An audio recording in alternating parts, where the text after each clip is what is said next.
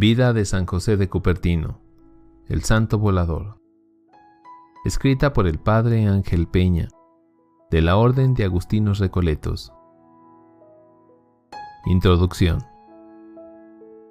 San José de Cupertino es considerado por muchos como el patrón de los aviadores, porque es el santo de los vuelos en éxtasis por excelencia.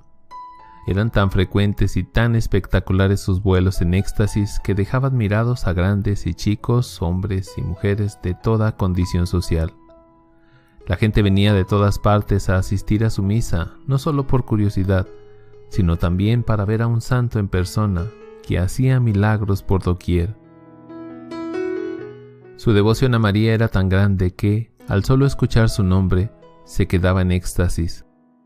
Su amor al Santísimo Sacramento era igualmente grande y se pasaba muchas horas en oración delante del sagrario. Casi todos los días, al celebrar la misa, tenía momentos de éxtasis y, a veces, se elevaba del suelo. Sin embargo, no todo fue maravilloso en su vida. Tuvo mucho que sufrir de algunos, incluso eclesiásticos, que consideraban que todo era apariencia y falsedad.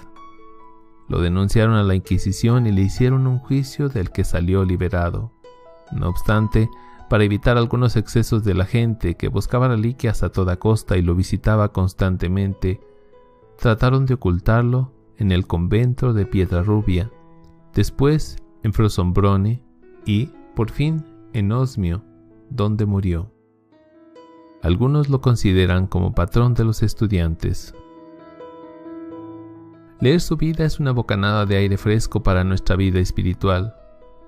Era tan humilde que se llamaba a sí mismo Fray Asno, pero Dios hacía muchos milagros extraordinarios por su intercesión, en vida y después de su muerte. Pidámosle que fortalezca nuestra fe para amar a Dios con todo nuestro corazón. Primera parte. Su familia. El pueblo de Cupertino, donde nació nuestro santo, pertenecía al reino de Nápoles, región italiana de la Puglia, que en su tiempo era gobernada por un virrey, dependiente del rey de España, Felipe III. El pueblo tenía entonces unos 2000 habitantes dedicados casi exclusivamente a la agricultura. Sus padres se unieron en matrimonio el año 1585. Su padre se llamaba Felipe Deza y su madre, de 14 años, era Francesina Panaca. Los dos eran de familias económicamente modestas. Su padre era carpintero. El duque de Acerenza, Galeano Pinelli, lo nombró procurador del castillo que poseía en el pueblo por considerarlo un hombre de bien y de confianza. Por este motivo, sus conciudadanos lo llamaban el Castellano. Tuvieron 6 hijos, pero los primeros 4, Brígida, Pedro, Margarita y otro, segundo Pedro, murieron muy pequeños. Sobrevivieron Livia, nacida el 14 de octubre de 1601, y nuestro José María. Su padre cometió un gravísimo error que condicionaría la vida de nuestro futuro santo. Un día, por excesiva ligereza, avaló a algunos conocidos por el valor de 1000 ducados, una suma enorme en aquellos tiempos. Los amigos no cumplieron su compromiso y él, como garante, debió responder del dinero o ir a la cárcel. En esta disyuntiva huyó del lugar y dejó abandonada a la esposa, que estaba embarazada de José María. El día 17 de junio de 1603 llegaron algunos alguaciles a la casa, buscando al papá. Francesina estaba a punto de dar a luz y huyó del hogar, refugiándose en casa de unos amigos y escondiéndose en el establo. Ese mismo día nació nuestro santo, José María Deza Panaca, en el establo, como Jesús. Su infancia. José creció alto y fuerte, aunque no muy atractivo de rostro. La mamá era muy religiosa, pero a raíz de quedarse sola, cuidando de 2 hijos sin el apoyo y compañía de su esposo, y habiendo caído en la pobreza total, se volvió muy nerviosa y lo castigaba con frecuencia. No obstante, el niño mostraba siempre muchos deseos de amar a Dios. Visitaba mucho las iglesias y pasaba muchos momentos del día y de la noche rezando el rosario y las letanías de la Virgen. En su propia casa colocó un altar donde se entretenía rezando. El mismo José refirió: siendo niño, una vez, sintiendo tocar el órgano, me quedé largo tiempo abstraído, teniendo la boca abierta. Por eso muchos de mis amigos se burlaban de mí y me llamaban boca abierta. A los 8 años, en 1611, cayó gravemente enfermo de una úlcera cancerosa que lo obligó a guardar cama durante 6 años, soportando el calor y la tiña. Abandonado de todos, pues nadie quería visitarlo, ya que la úlcera producía muy mal olor. Solo su madre lo atendía, aunque a veces se dejaba llevar por su nerviosismo y le gritaba desesperada: «Tú no eres mi hijo, te he encontrado en el bosque, te tengo por amor de Dios». Él sufría todo con paciencia y aprendió a ser humilde, sintiendo que no era nada ni servía para nada. La mayor parte del tiempo lo pasaba solo. Así aprendió a rezar y a encomendarse a Dios como su único refugio en la adversidad. Y Dios empezó a manifestarle su predilección y a darle visiones y consolaciones espirituales, con algunos éxtasis. Su madre lo llevaba muchos días a misa en brazos. Él dirá sobre este tiempo de enfermedad: cuando era niño era muy vivaz, pero después de tantas enfermedades padecidas, me quedé como pusilánime y miedoso, sobre todo cuando encontraba a alguna persona importante, que llevaba sombrero. Incluso siendo ya sacerdote, al principio, cuando celebraba la misa, si había alguna persona importante, como yo había estudiado tan poco, tenía miedo de cometer errores. Pero ahora Dios me ha bendecido y me ha cambiado, dándome un corazón grande para no tener miedo a nadie. Dios fue para él la fuerza y la alegría de su vida. Después de 6 años de inmovilidad obligatoria, pasó por Cupertino un anciano, medio religioso, que había ejercido la profesión de cirujano en el Hospital de Incurables de Nápoles.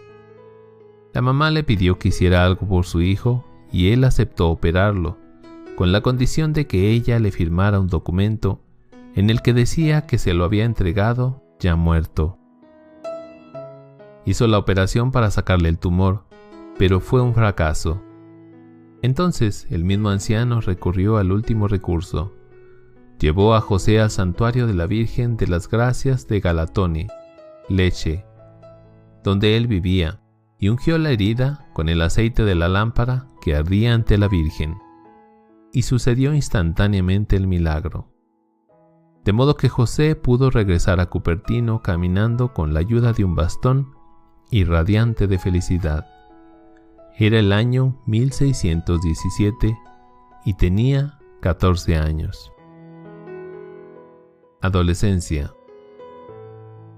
La larga enfermedad había cambiado el alma de José. Ahora tenía más paciencia para afrontar las dificultades de la vida y era más humilde, pues había aprendido que él por sí solo no valía nada. Había perdido años preciosos de estudio y era casi un analfabeto. Pero su fe se había incrementado enormemente y su vida de oración era admirable, con éxtasis y consolaciones espirituales. Apenas pudo caminar, se dirigió al santuario de la Virgen de Grotela, a unos 3,5 kilómetros de su casa, donde había una imagen de la Virgen, que toda la vida le sería muy querida, para agradecerle la curación. Después debió pensar en su futuro y se dedicó a aprender el oficio de zapatero, pero pronto tuvo que dejarlo, porque no era muy hábil para ello. Pensó seriamente en ser religioso, siguiendo el camino de sus 3 tíos franciscanos conventuales: Giovanni Caputo, hermanastro de su madre; Gian Battista, hermano carnal de su madre; y Francesino, hermano de su padre. Pero ellos no lo apoyaron. pensando que no servía para esa vida, pues era muy distraído y estaba muy atrasado en los estudios. Pidió el ingreso en los capuchinos, que lo recibieron en agosto de 1620, a sus 17 años, en el convento de Martina Franca. Pero solo estuvo hasta marzo de 1621. Tenía poca aptitud para las cosas manuales y era muy tosco para manejar cosas frágiles. Fácilmente rompía platos, vasos y otras cosas útiles que caían de sus manos. Él era consciente de sus errores y se presentaba en el comedor ante la comunidad con los pedazos rotos, pidiendo perdón a todos. Sin embargo, como eso sucedía con frecuencia, lo castigaban a ver si aprendía. De pronto, le volvió a salir un tumor en una pierna y él, pensando en la experiencia de 6 años de enfermedad y considerando que lo tendrían que expulsar por falta de salud, no quiso decir nada a nadie, sufriendo en silencio. Un día decidió sacar el tumor con un cuchillo de cocina, pero la hemorragia fue tanta que tuvo que pedir auxilio a gritos, porque se desangraba. Con este suceso, los superiores consideraron que no servía para la vida religiosa y lo expulsaron. Escribieron en el registro del convento: totalmente inepto para la vida religiosa, inhábil e ignorante. Lo peor para él fue la ceremonia de expulsión, en la que le quitaban el hábito religioso y lo vestían de civil, poniéndolo en la puerta. Él dirá que cuando le quitaban el hábito le parecía que le sacaban la piel. Ese mismo día debía comenzar su caminata a Cupertino, unos 80 kilómetros que debía recorrer a pie, con el miedo y la vergüenza de presentarse en casa como un expulsado. Por eso pensó que era mejor ir a ver a su tío franciscano, Giovanni Caputo, que estaba predicando la Cuaresma en el pueblo de Avetrana. Durante el camino tuvo que pedir limosna y algunos lo rechazaban pensando que era un bandido. Uno de los días, mientras caminaba muy cansado, sintió el galope desenfrenado de un caballo. Vio a un tenebroso caballero con armadura y un penacho de plumas en el yelmo que lo espantó, amenazándolo de muerte, para que se fuera, gritándole que era un espía. El padre Roberto Nuti, que fue su primer biógrafo, asegura que el santo siempre estuvo convencido de que ese caballero tenebroso había sido el diablo, que se le presentó visiblemente por primera vez y, desde entonces, lo llamó Malatasca. José encontró a su tío y con él estuvo unos días hasta la Pascua, pero al manifestarle que quería ser religioso y que había sido expulsado de los capuchinos, su tío decidió llevarlo a casa con su madre. En Cupertino se enteró de que su padre había muerto y que las deudas no pagadas recaían sobre él como heredero, lo que significaba que podía ser arrestado en cualquier momento. Su madre no lo recibió bien, pero trató de ayudarlo, pidiendo la ayuda de sus otros tíos. Pero ellos tampoco lo consideraron apto para la vida religiosa y no lo quisieron recibir en el convento de la Grotela. Solo el modesto sacristán del convento lo recibió por caridad y lo escondió en un rincón oscuro del convento.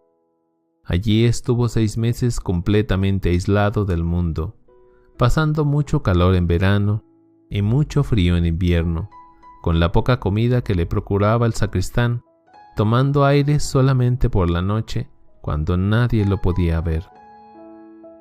En ese tiempo oraba con fervor y confiaba a Dios su oscuro porvenir, y Dios lo animaba a seguir confiando, dándole consolaciones espirituales como cuando era niño. Un día comió algo que no le hizo bien y le vino una fuerte disentería con grave peligro de muerte si no era atendido con prontitud. El sacristán estaba angustiado y lleno de pánico. Lo sacó de aquel cuartucho fétido por los malos olores de su enfermedad y lo presentó extenuado y casi acabado ante su tío, Giovanni Caputo, asumiendo la responsabilidad de haberlo ocultado. Su tío se compadeció al verlo en ese estado extremo. Habló con el superior, que era su otro tío, Francesino Deza. Lo hicieron curar y después lo recibieron como empleado para cuidar el establo, y específicamente la mula del superior. Ahora José ya se sentía mejor, pues no lo podían llevar a la cárcel por ser empleado del convento. Además, lo aceptaron como terciario franciscano laico y podía tener algunas horas para estudiar, pensando siempre en su deseo de ser religioso. Religioso y sacerdote. Después de 3 años de empleado, todos los religiosos del convento lo estimaban porque era muy servicial y humilde con todos. Sus tíos decidieron aceptarlo como novicio y comenzó el noviciado el 19 de junio de 1625 a los 22 años, siendo aceptado para estudiar con miras al sacerdocio. En enero de 1627 emitió sus votos perpetuos como religioso. Ese mismo mes recibió las órdenes menores y en febrero el subdiaconado. Su carrera al sacerdocio fue vertiginosa, casi milagrosa. En 3 años de estudios superiores llegó a la cima, a pesar de no haber tenido una buena base previa. Su tío, el padre Giambattista Panaca, hermano de su madre, fue su guía durante el noviciado y quien lo ayudó mucho en sus estudios. Al dar su examen para el diaconado, tuvo, según algunos, ayuda celestial, pues le mandaron explicar el único párrafo de la escritura que se sabía a fondo. Otros autores prefieren hablar de que su tío, el padre Caputo, le echó una mano. Fue ordenado diácono en marzo de 1627. Para el examen al sacerdocio recibió ciertamente una ayuda de lo alto. El obispo encargado de tomar examen era muy estricto y Fray José tenía miedo por no estar bien preparado. Los primeros examinados respondieron muy bien y el obispo pensó que todos estaban igualmente bien preparados. Al ser llamado con urgencia para atender algunos asuntos importantes, decidió, sin más, aprobar a todos los candidatos. Para nuestro José fue una bendición del cielo y, a lo largo de toda su vida, lo consideró como un milagro de su madre querida, la Virgen del Santuario de la Grotela. Fue ordenado sacerdote el 28 de marzo de 1628, a los 25 años de edad, y comenzó su ministerio sacerdotal en su mismo pueblo de Cupertino. Apostolado sacerdotal. El primer apostolado del Padre José fue su ejemplo de vida santa, como relata Giuseppe Capocchio, que lo conoció. Caminaba con una túnica vieja y nunca aceptaba dinero de nadie. Muchas veces yo he comido con él y no lo he visto comer otra cosa que habas y cosas así. Siempre lo vi beber agua y se consideraba un gran pecador, llamándose a sí mismo Fray Asno. Dormía con una estera, con la cabeza apoyada en una piedra o tronco de madera. El piso y las paredes de su celda estaban teñidos de sangre por las disciplinas que se daba cada día. Llevaba una vida de mucha penitencia. Según un testigo, cuando comía, ponía a la menestra una hierba amarga en polvo. Normalmente, solo comía hierbas crudas y frutos secos, a los que añadía esos polvos amargos para hacer la comida menos agradable. El abad Rosmi escribió: Él mismo me manifestó que durante 10 años no comió más que hierbas crudas y bebió solo agua. Durante 4 o 5 años comió 2 veces a la semana y durante una cuaresma solo frutas y agua, a pesar de transportar grandes piedras para hacer una construcción. Dormía en tierra sobre la piel de un animal. También hacía los servicios más humildes del convento, por la noche sin ser visto, y cogía la basura con sus manos. A los enfermos también los atendía, haciéndoles servicios indispensables, como tirarles los orines, limpiar su habitación, etc. En cuanto a la obediencia, muchos autores lo consideran como un mártir de la obediencia, por todo lo que debió sufrir de sus superiores, que le mandaban celebrar misa delante de gente importante para verlo en éxtasis, lo que a él le disgustaba, porque quería permanecer ignorado de todos. El padre Nuti, su superior, certificó: muchas veces me dijo a mí y a otros que por obediencia se hubiera echado en un horno ardiente y que por el mérito de la obediencia esperaba haber salido sano y salvo. En cuanto a su pureza, era muy estricto y no hablaba con mujeres, sino lo estrictamente indispensable. Tenía el don de detectar a las personas deshonestas por el hedor que sentía en sus personas. De hecho, salía de él un olor de santidad, un perfume sobrenatural, que era una manifestación sobrenatural de su pureza interior. Como apostolado externo, el superior lo envió a pedir limosnas para la comunidad por los pueblos cercanos. Iba con su saco a cuestas pidiendo por las casas, y Dios empezó a manifestar a través de él grandes maravillas, a veces sin darse cuenta. Un día llegó a una casa y pidió limosna.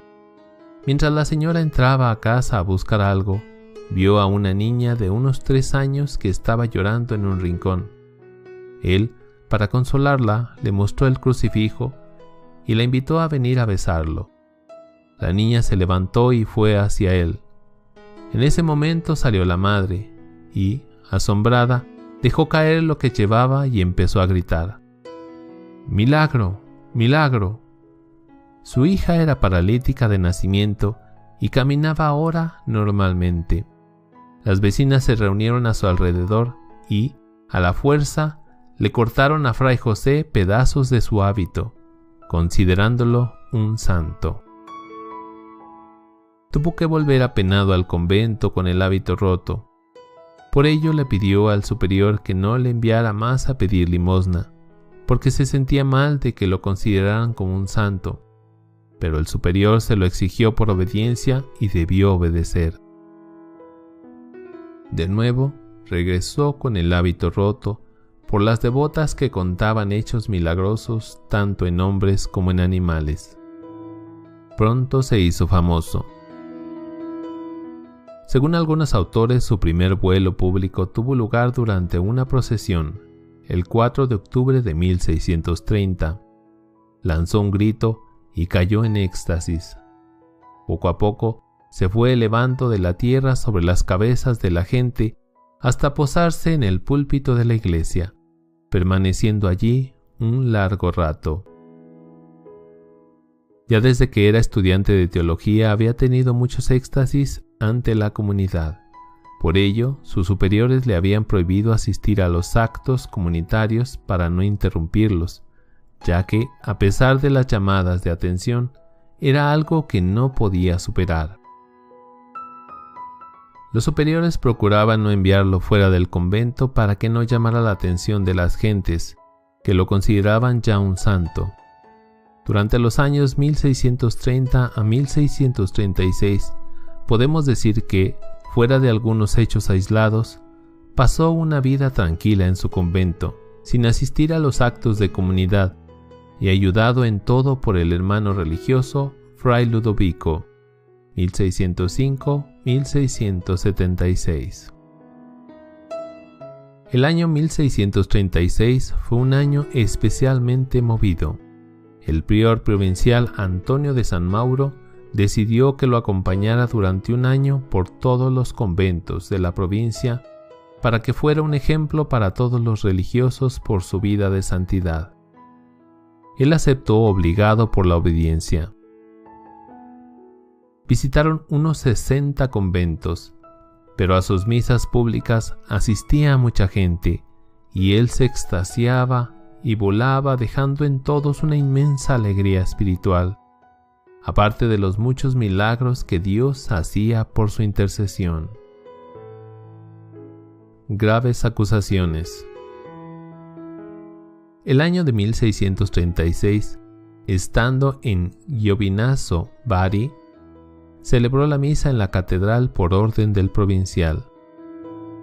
Durante la misa, cuando comenzó a caer en éxtasis, el superior, por obediencia, le hacía volver en sí. Todo esto le causó una gran tortura interior, que se manifestó exteriormente al comenzar a temblar y tener una especie de convulsiones que, a los ojos de algunos presentes, era una simple pantomima o función teatral para hacerse pasar por santo. A los pocos días, el 26 de mayo de 1636, fue denunciado por el fiscal de la curia episcopal. El vicario episcopal, por falta de obispo, tomó cartas en el asunto y preguntó a diferentes personas que lo habían visto en la misa de la catedral y durante la misa que celebró en el convento de las religiosas clarisas. Sobre la misa en las clarisas, un testigo manifestó: vi que estaba arrodillado en la tercera grada del altar y, de pronto, lanzó un grito al igual que en la catedral y con los brazos abiertos, sin tocar nada, saltó hasta la última grada, donde quedó inmóvil mientras las religiosas cantaban las letanías, y no hubiera vuelto en sí si el Padre Superior no le hubiera ordenado por obediencia que regresara. Todos quedaron admirados. Pero algunos sacerdotes y seglares consideraban estas cosas como un querer llamar la atención. El arcipreste Giovanni Perillo declaró: si hubiera sido un santo, hubiera huido de darse publicidad y de llamar la atención.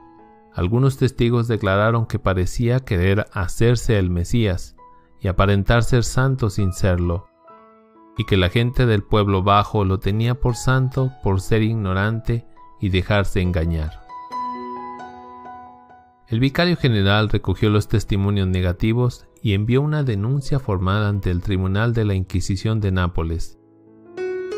Lo que no se decía en la denuncia era que el padre José no quería celebrar la misa en público para ser admirado y tenido como santo, sino todo lo contrario, y que era obligado por su superior provincial, que fue quien lo llevó durante todo el año de viaje, lo que iba contra la humildad del siervo de Dios y le hacía sufrir mucho.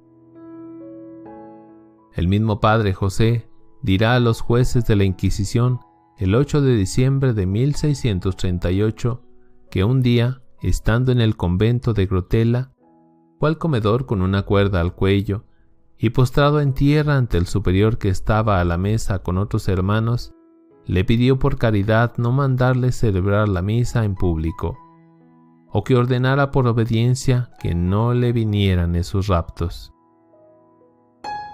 El padre superior le respondió que lo pensaría y, después de algunos días, le respondió que tuviera paciencia, porque Dios lo quería mortificar con aquellos raptos. Él le pedía a Dios que se los quitara y en 1637 le concedió esta gracia por un año. El 2 de agosto de 1637, celebrando la misa y después de haberse elevado, oyó una voz que le dijo: «Te es concedida esa gracia de no tener raptos, pero prepárate para la cruz». La cruz que le venía era la de tener que acudir y ser juzgado ante el tribunal de la Inquisición. Ante el tribunal manifestó: «Bendita sea la Virgen María por esta gracia, que considero la mayor que Dios me ha dado». Y manifestó que muchos días debía correr después de la misa para ir a encerrarse a su celda, pues sentía que le venían los raptos y no quería que lo vieran en público. Sin embargo, la gracia de no tener raptos o vuelos fue temporal.